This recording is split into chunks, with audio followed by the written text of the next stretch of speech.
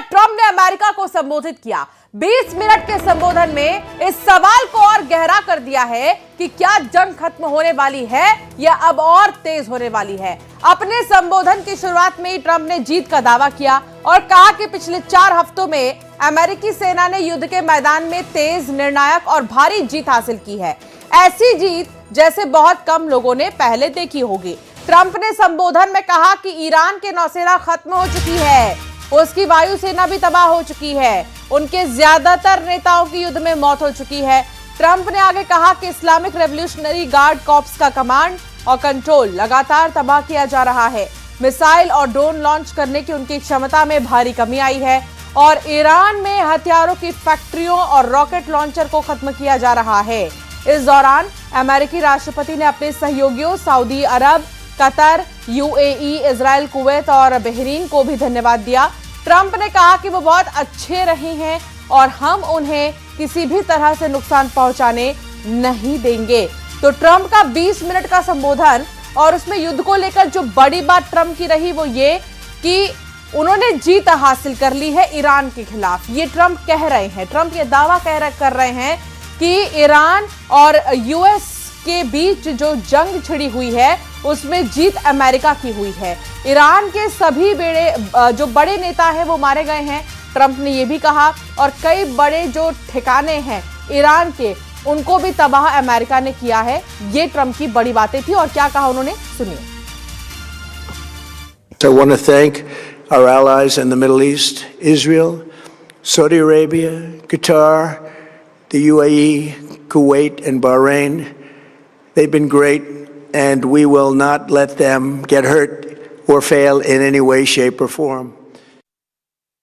I've made clear from the beginning of Operation Epic Fury that we will continue until our objectives are fully achieved. Thanks to the progress we've made, I can say tonight that we are on track to complete all of America's military objectives shortly, very shortly. We are going to hit them extremely hard over the next 2 to 3 weeks. We're going to bring them back to the Stone Ages where they belong. The countries of the world that do receive oil through the Hormuz Strait must take care of that passage. They must cherish it. They must grab it and cherish it. They can do it easily.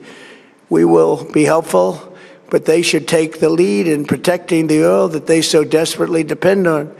So to those countries that can't get fuel, many of which refuse to get involved in the decapitation of Iran, we had to do it ourselves. I have a suggestion. Number one, buy oil from the United States of America. We have plenty. We have so much. And number two, build up some delayed courage. Should have done it before. Should have done it with us, as we asked. Go to the strait and just take it. Protect it. Use it for yourselves. Iran has been essentially decimated. The hard part is done, so it should be easy. And in any event, when this conflict is over, the strait will open up naturally. It'll just open up naturally. They're going to want to be able to sell oil because that's all they have to try and rebuild. It will.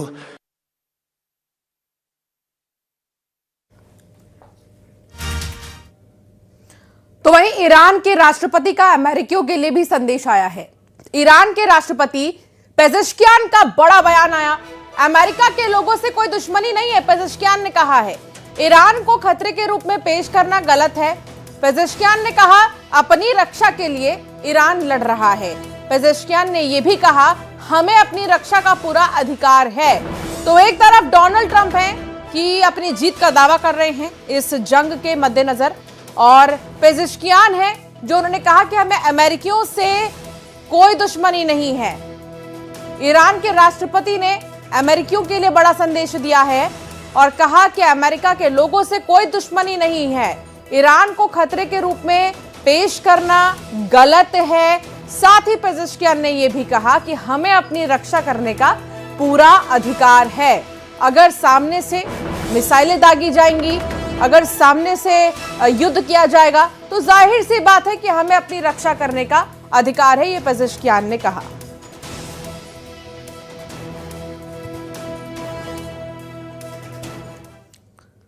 और चलिए अब बात करेंगे तमाम और खबरों की। तो सतना से खबर